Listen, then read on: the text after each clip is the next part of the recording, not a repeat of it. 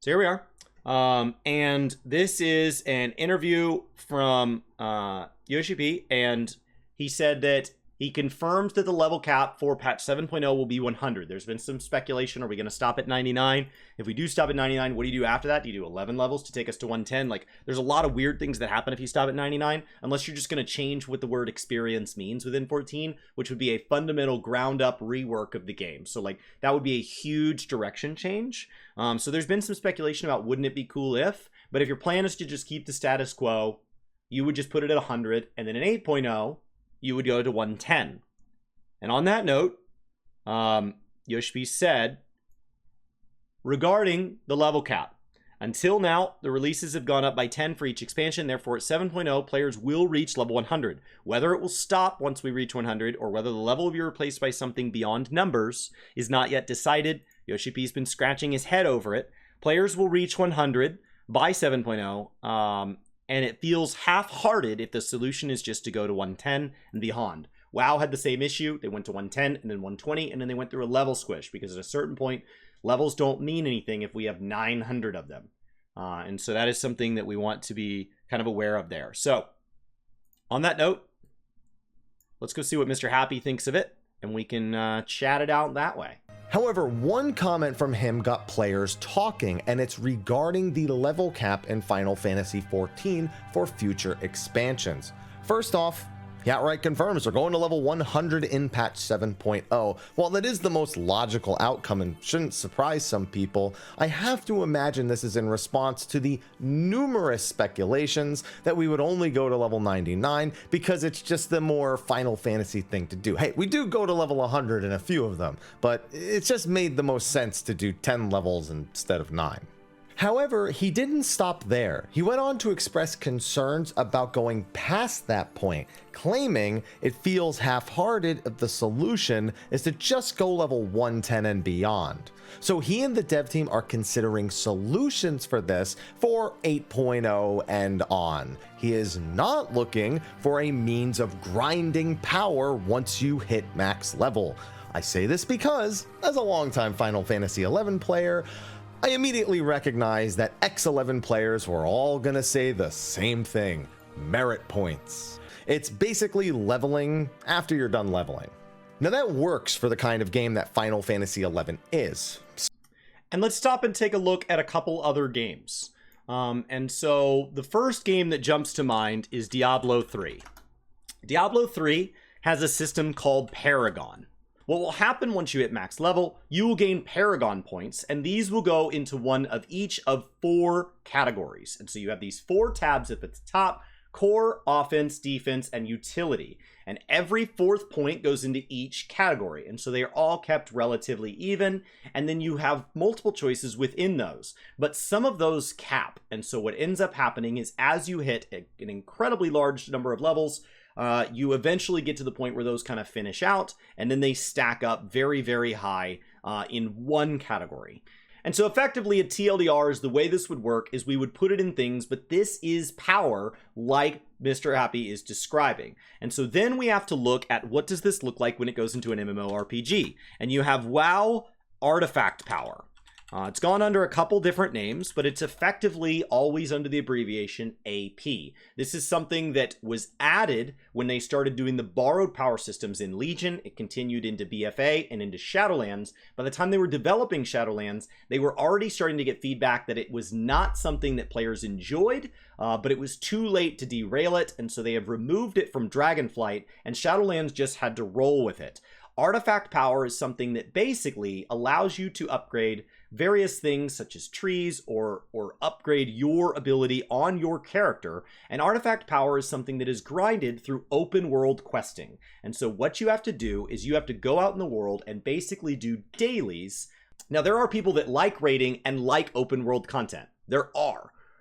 But not all people that like raiding like open world content. And yet if you tie power behind open world grinds, all raiders must do open world content, which means you are literally building resentment into your core raid base, the people who play the most, which means the people who invite friends to the game, the people who make the guides, the people who write this, and a lot of times things like content creators or community leads in various discords, you are making that group angry. You are also making casuals angry, but you are making the people who post to forums, the incredibly vocal people who play this game a lot, you are making them very angry because they won't quit because they still want to raid. They're just going to do it and be really, really mad about it.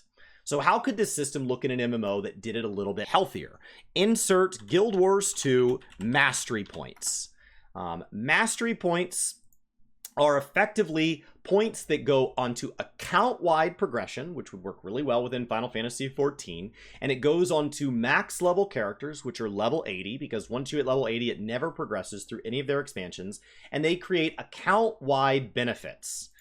And they do so by working through various different progression tabs. So what ends up happening is each expansion, we add a series of mastery points that can be earned through a wide variety of methods. And there are more mastery points that are earnable than you need. And those become unspent points in the top right only for that expansion, which means that Heart of Thorns masteries are these green ones, and those can only be spent. Path of Fire ones are these purple ones, and so on, and they are earned in activities related to that expansion. So for example, in Final Fantasy XIV, that would mean across Endwalker, various sightseeing points, various fates, various achievements, maybe some of the MSQ quests, as well as various things that you could take on. Maybe it would be tied to like the Bozja Zadnor solo fights or something like that, would drop mastery points for that expansion. And you would have Shadowbringers mastery points and Heavensward mastery points and so on. And those would be used within those tiers for increasing costs within each of the following progression tracks.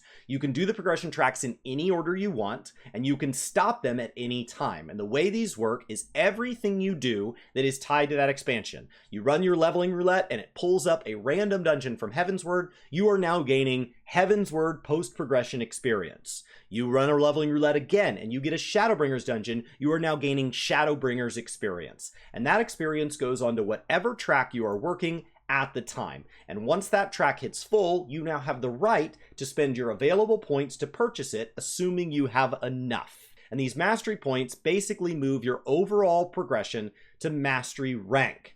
And so what ends up happening is when you run around, instead of seeing people's level next to their name, you see their mastery rank. And that is the total amount of account progression. So that is what this would look like in existing games that are post-progression. This is not something I think Final Fantasy needs. It is something that some people ask for. I would be interested in them having it in addition to experience, but in my opinion, not replacing experience. This is something I think would be really nice to be tied to something like a Bozja Zadnor, where while you spent time in there, the levels that are in there, you can put towards certain things. And that's kind of what they've done. The exploratory zones do drop their own experience. They do have uses for that currency. It does progress you up a rank-like system. I would love to see it mature into full masteries. I think there's a lot they could do with this to kind of make this interesting, but I would rather it always be self-contained, like the other self-contained things in the game are. So if they are going to do this, I personally would not want this to be the solution to a game-wide thing.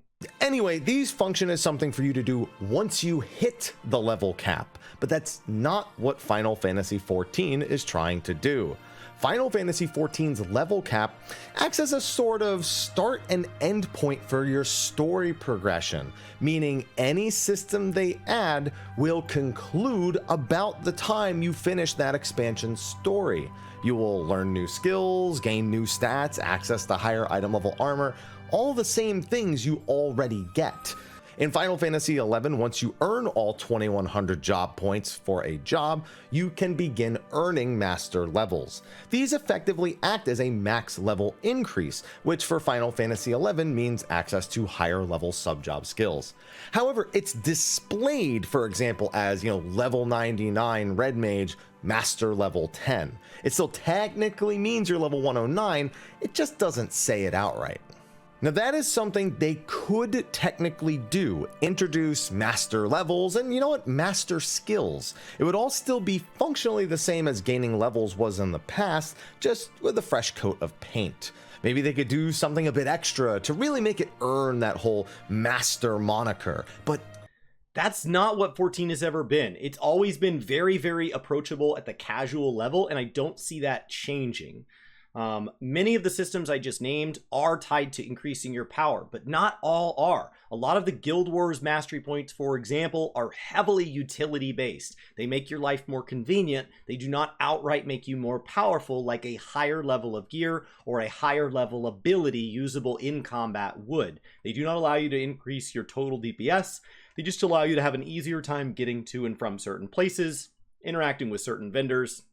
Various points on the map interact with you differently. They also allow you to upgrade their various mounts and stuff within that system, and so it works totally differently. So what I would compare this to is actually the way that World of Warcraft has broken apart their crafting and gathering professions. So let's take a look at that. So they went back and they made sure that all crafting and gathering professions now make use of a system called time-worn artifacts. And before this, they had already had to answer the question, what happens if somebody realizes they want to get into crafting this expansion? Now, this is something that Final Fantasy ran into. There is a real question of how do we get people into this new content that was geared ideally at getting people crafting and gathering. And the way Final Fantasy decided to solve this was they made the act of leveling, crafting, and gathering very, very, very, very easy. If you had opened up your crafting and gathering menu, could we have separated out Heavensward crafting from Shadowbringers crafting? Could we have split those apart so that for the people to take part in Ishgardian Restoration, they could hop in immediately, and then if they chose to, they could do the equivalent of a New Game Plus experience and go back and go through the leveling grinds of crafting and gathering for any of the previous expansions. This stops people from feeling the need to rush through 5 and 10-year-old crafting and gathering content to get into the new stuff, and saves it for a time when they might better appreciate it and say, you know what, I just realized I want to know what it was like in Heavensward, and they can go back and do that as it was. This is not wildly different than how Final Fantasy treats their relic grinds. The various relic grinds allow you to go back and do those later. Are they made easier because you're max level and you have access to all these resources? Of course they are. So how does that look when we go into crafting? Well, we end up with the ability to level crafting separately. I'm level 175 in Battle for Azeroth Enchanting, I'm level 75 in Pandaria, and now we can start to have different level caps for different expansions. And we can have each progression be tied to the content that was actually tied to that expansion. And I have to do the things for that. But ultimately what this did is it separated the progression for each expansion. And so it did some weird stuff when you look back at legacy expansions in a game that was never good at respecting legacy content. But what it also means is that in Dragon Isles, if you want to try Dragon Isles Enchanting, you do not have to have any of the previous expansions Enchanting leveled up. You can just get started, and the only content you will have to run to progress Dragon Isles Enchanting is Dragon Isles content.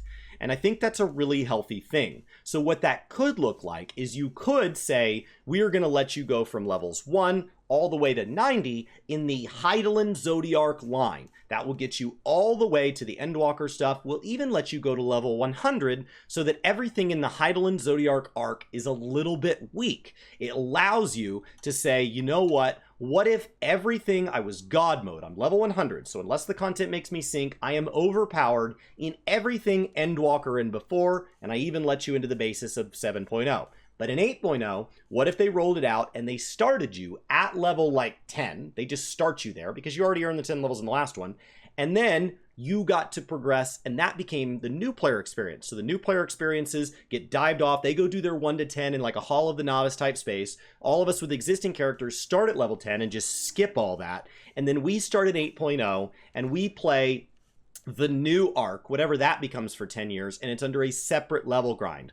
So what this ends up doing is this ends up creating a relationship between base Phantasy Star Online and Phantasy Star Online New Genesis. And what this does is this allows you to move into a new system where all the cosmetics are at a higher fidelity rate, it has higher system minimum specs, and it allows you to have new players come in and have this brilliant new experience, but I don't have to level boost them past all of the things that they would have missed. And that allows the new saga to have its own level progression, but at any given time, you can go back into the old zones, and when you go back into the old zones, you are at the level from Final Fantasy XIV Hydaelyn Zodiark.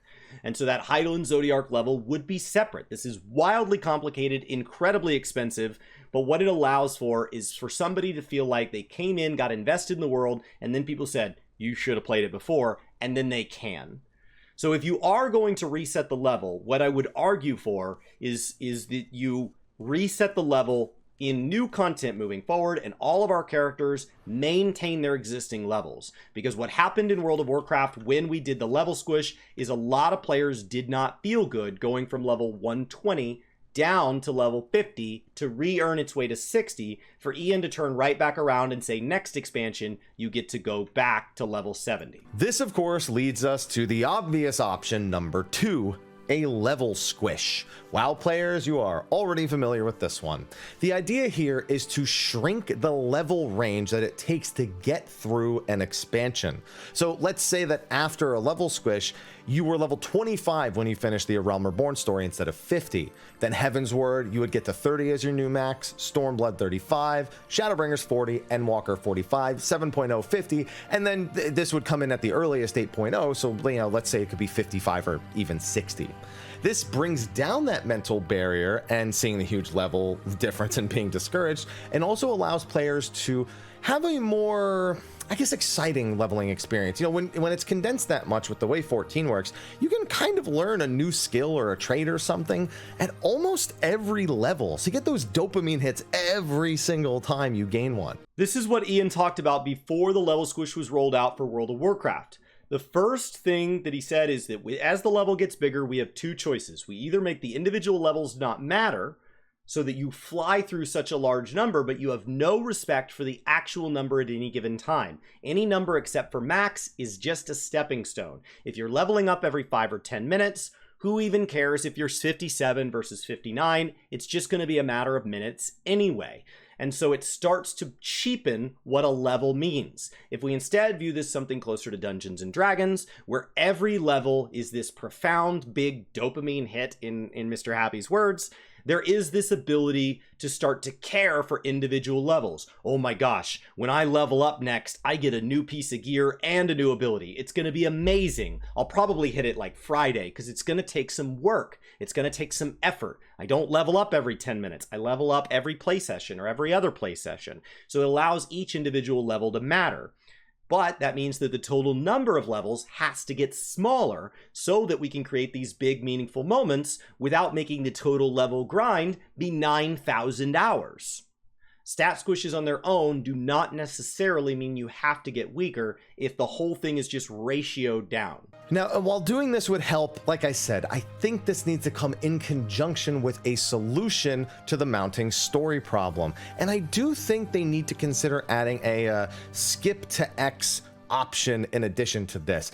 What I mean is basically when you hit the level that qualifies for the next expansion story content, you could be given the option of fast forwarding to it. So in my squished example, when you hit level 25, you'd be given the option to immediately begin the Heavensward story, and then 30 for Stormblood, etc., etc. Now, of course, this means any dungeons you skipped, any trials you skipped, you could handle that in any number of ways. You could force people to go back and do it eventually in order to get all of those things unlocked, or you could automatically unlock them if they choose to skip because they don't care about the story. But it would allow for some flexibility in the system for players who really want to know everything that happens versus players that are more interested in just getting into the current expansion stuff. I don't think it really takes away from the game like a lot of people would think skipping story would, but that's just my take on it. Actually, if anything, I think it preserves the game, so I would argue quite the opposite. What ends up happening is somebody who wants to catch their friends feels that pressure, and so they end up reading a little too quickly, not really dwelling on the moment. They may feel the pressure to skip some cutscenes or press that escape key. Guild Wars story feels this way. It's wonderfully handled, but I get a choice of when I want to take it on.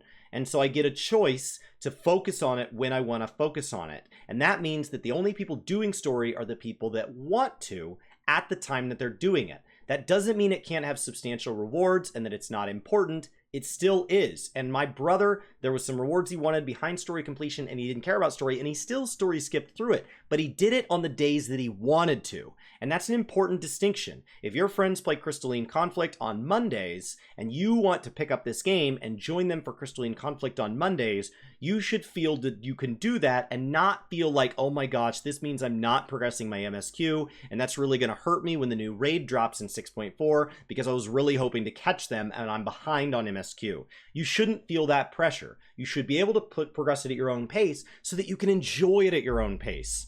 There is this idea that if I just force people to consume something, they'll like it, and that's not how it works. Encouraging people to taste things does mean that they try things they would not have otherwise tried. Take a bite. You might like it. That's awesome. That is not the same as complete 800 hours of questing before you're allowed to join us in current raids. So while Yoshi P says that he is struggling to figure out what they want to do, and they're really racking their brains about it for the future of the game, important given they're talking about the next 10 years, those are just a couple of suggestions that I have, the outcomes of them, and I guess we'll just have to go from there.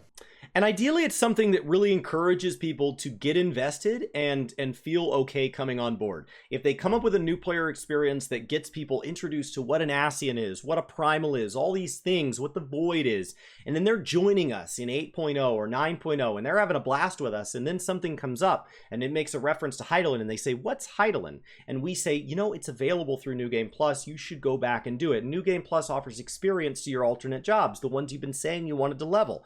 And they could go back and do that. Instead of, they may have skipped all that. So they have kind of ruined that initial experience, and it's not quite the same, but you've left them totally blind to this to pursue it once they take an interest, if they ever take an interest. They don't have to, but if they do, it's there and it's waiting. And so ideally, if we do introduce people in a new way, we are also dropping in little hints, little invitations that kind of reach out the hand and say, hey, if you're interested, here's an Omega reference. And that idea, just like on YouTube where something pops up in the corner and says, Omega reference, what's Omega? Oh, would you like to go back and experience Omega? I'd love to do that with you. And so something that can kind of help expand on that in an optional way. Optional, optional, optional, optional. The game is already 400 plus hours of required material, and there are people that argue that certain raid, alliance raid, and optional stat quests should be added on top of that right now in Endwalker. What I don't want is any of this to remove the option to play through it in order. If somebody just now discovered Star Wars or Lord of the Rings as a franchise and wants to go back and consume them in the order that they were published, by all means, that should be available to you, but it should not be required. You don't have to read every comic book to enjoy a Marvel movie. You can go to the theater and just have a good time. And if that causes you to want to read the comic books or go watch somebody on YouTube like Comic Storian, that's awesome. If you want to do those things before the movie, that's awesome too. But giving people more ways to enjoy the game that we all know and love. So if there is a change to the leveling, I agree with Mr. Happy that it needs to not only change the leveling, but since leveling right now is mostly an indicator of MSQ, and since you outlevel the MSQ anyway, the only level that really matters is what level quest are you on in the MSQ. If you're level 90, but you have not made it to Sestasha yet in MSQ, you're not to Sestasha yet in MSQ. It is all about your MSQ level anyway.